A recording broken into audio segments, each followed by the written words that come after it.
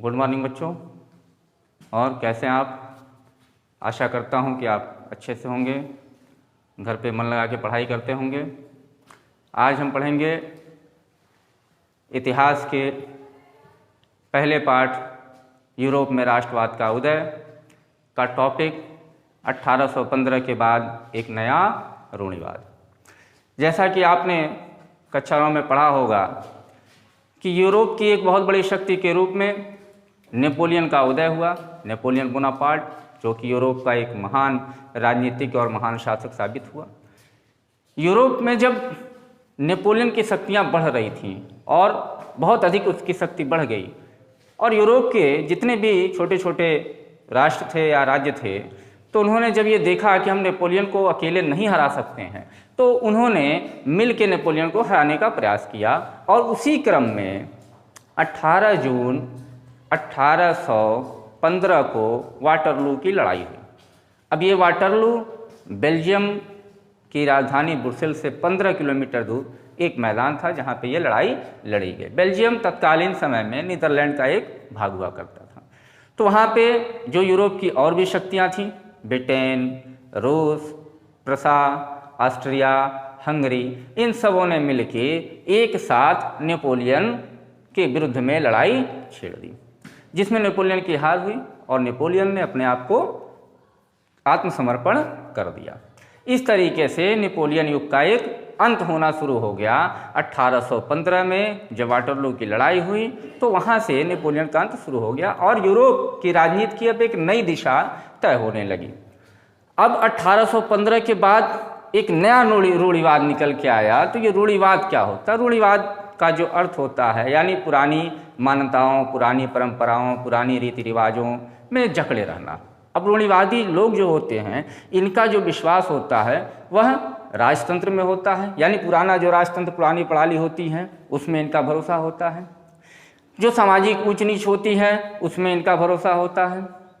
जो पुराने रीति रिवाज होते हैं उसमें इनका भरोसा होता है। पुरानी संस्थाओं में इनका भरोसा होता है, चर्च में होता है। यानी जो चीज़ पहले से चली आ रही है या उसी में अपने विश्वास को बनाए रखना चाहते हैं, उससे बाहर निकलना नहीं चाहते हैं, या ये धीरे धीरे विकास को चाहते हैं। जबकि इसके उलट उदारवादी जो होते हैं वह क्रमिक और तेज विकास की मांग करते हैं। जबकि रूढ़िवादी क्या करते हैं कि जो पुरानी चीज़ें चली आ रही हैं उसमें धीरे धीरे परिवर्तन चाहते हैं, या वो पुरानी संस्थाओं, पुरानी मान्यताओं में ही जकड़े रहना चाहते हैं। तो जब 1815 की लड़ाई हुई, उसमें नेपोलियन की हार हुई, तो एक नया रूढ़िवादी विचारधारा निकल के आया। और उस रूढ़िवादी विचारधारा ने क्या किया कि जो नेपोलियन के पहले का जो हिसाब किताब था, नेपोलियन के पहले का जो कार्यकाल था, उसको स्थापित करने का प्रयास किया। इसी संदर्भ में 1815 में ऑस्ट्रिया की राजधानी वियना में एक कांग्रेस, एक सम्मेलन का आयोजन किया गया, जो उस समय तत्कालीन समय में ऑस्ट्रिया के चांसलर ड्यूक मेटरनिक के द्वारा आयोजित किया गया। अब 1815 से लेकर 1848 के बीच में ऑस्ट्रिया के जो चांसलर रहे ड्यूक मेटरनिक, इनका यूरोप के राजनीति पे एक अलग प्रभाव पड़ा। इसको आप मेटरनिक युग भी कह सकते हैं, क्योंकि इस दौरान ये जो 32-33 सालों का समय रहा, इस दौरान मेटरनिक का जलवा पूरे यूरोप में छाया रहा। तो वियना में 1815 की लड़ाई के बाद जब वियना कांग्रेस, उसी को वियना कांग्रेस भी कहा जाता है, उसी को वियना सम्मेलन भी कहा जाता है।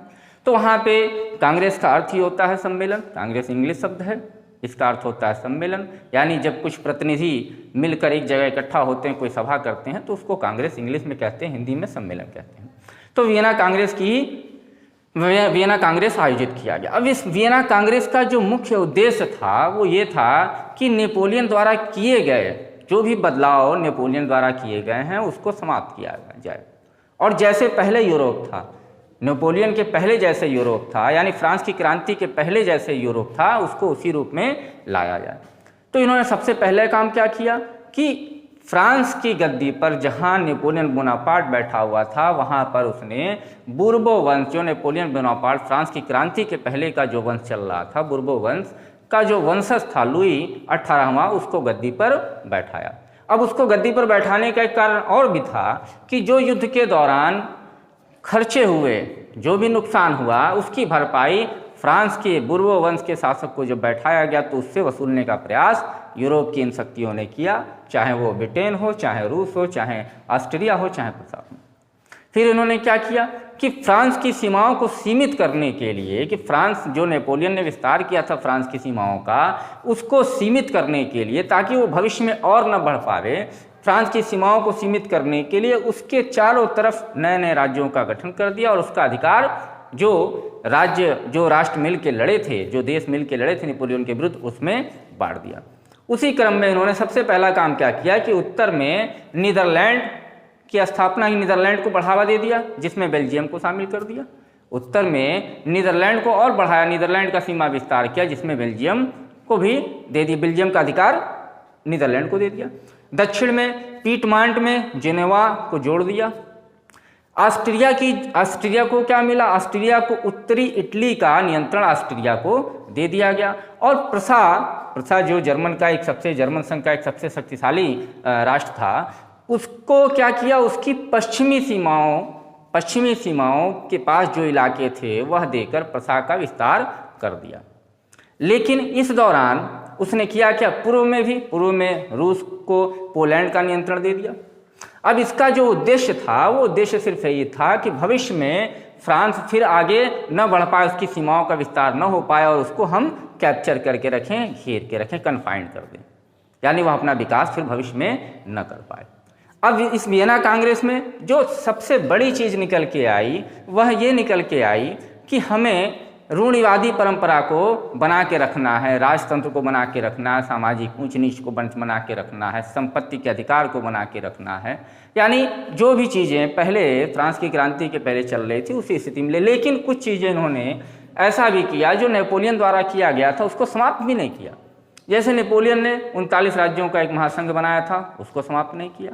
नेपोलियन की अच्छाइयों को भी इन्होंने अपने साथ जोड़े रखा। जैसे नेपोलियन ने जो भी अच्छे कार्य किए उसको उन्होंने समाप्त नहीं किया। उनको ये पता चल गया कि अगर हमें आगे बढ़ना, राजतंत्र को मजबूत बनाना है, तो उसके लिए हमको क्या करना है, गतिशील अर्थव्यवस्था को बना के रखना है, सामंतवाद पे थोड़ा नियंत्रण देना है, भूदासत्व को समाप्त करना है, आधुनिक सेना को रखना है, कुशल नौकरशाही को रखना है। ये सारी चीज़ों को रूढ़िवादी अपने साथ लेके चलना चाहते थे, जो कि नेपोलियन के द्वारा किया गया। लेकिन नेपोलियन का जो विस्तार किया गया, तो जो उसकी विस्तारवादी नीति थी, उसको समाप्त करके फ्रांस को फिर उसी रूप में ला दिया गया जिस रूप में वो 1789 के पहले था। तो इस सब का श्रेय किसको जाता है? इस सब का श्रेय जो जाता है वह ऑस्ट्रिया के चांसलर ड्यूक मेटरनिक को जाता है, जिन्होंने वियना कांग्रेस का सम्मेलन बुलाया और वियना कांग्रेस को सफल बनाया और संधि हुई वहाँ पे। और उस संधि के अंतर्गत एक नई रूढ़िवादी परंपरा, नई रूढ़िवादी विचारधारा जो थी वह यूरोप में निकल के आई।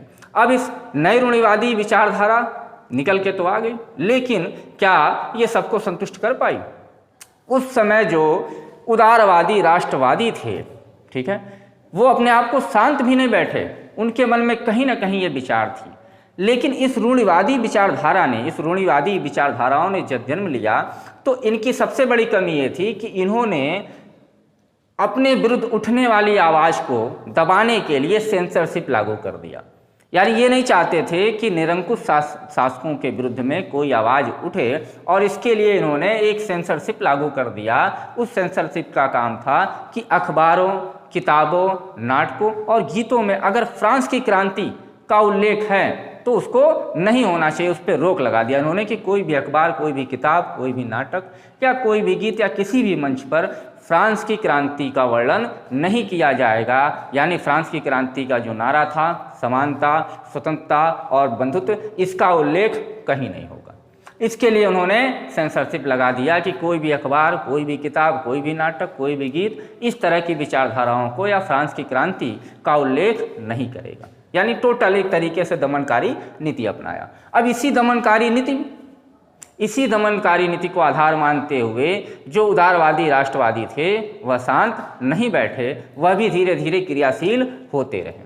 और उन्होंने एक मुख्य मुद्दा बना लिया अपना कि प्रेस की स्वतंत्रता, यानी प्रेस की स्वतंत्रता को इन्होंने अपना मुख्य मुद्दा बना लिया। और यही जो उदारवादी राष्ट्रवादियों की जो क्रियाशीलता थी, ये आगे चल के क्रांतिकारी रूप ले लेती है। और वह क्रांतिकारी रूप फिर यूरोप के राजनीतिक परिदृश्य में, राजनीतिक पटल में एक बहुत बड़ा परिवर्तन लाने के लिए तैयार होता है।